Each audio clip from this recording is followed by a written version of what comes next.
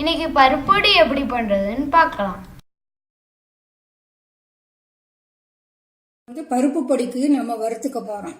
அதுக்கு வேணுங்கிற சாமான் என்னன்னா, துவரம்பருப்பு 1 கப்பு, கடலைப்பருப்பு 1/2 கப்பு, உளுத்தம்பருப்பு 1/4 கப்பு, வரமிளகாய் 10, மிளகு சீரகம் 1/2 ஸ்பூன், பெருங்காயம், உப்பு.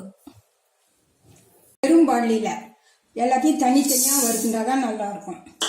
எல்லாம் கொஞ்சம் செவக்க வறுக்கணும். எல்லாத்தையும் தனித்தனியா வறுத்து ஒன்னா போட்டுட்டு பொடி பண்ணி எடுத்து வச்சுட்டோம்னா நல்லா இருக்கும், சூப்பரா இருக்கும்.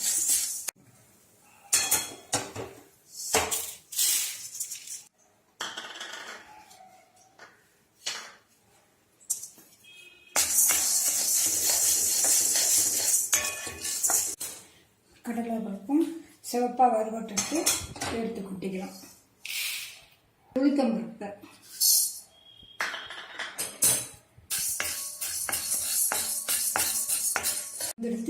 எடுத்து விட்டுருங்க.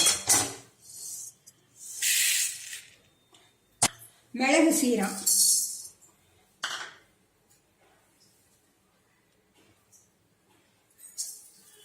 பெருங்காயம், அது கொஞ்சம் பொரிஞ்சதும்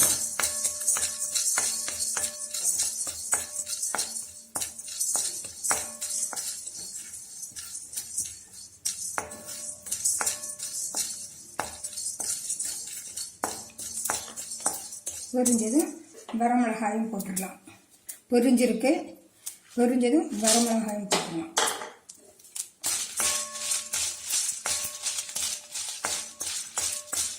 இப்போ ஆஃப் பண்ணிடலாம்.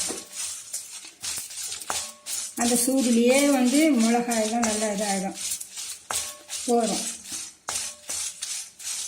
இதை எடுத்து கொட்டிடலாம்.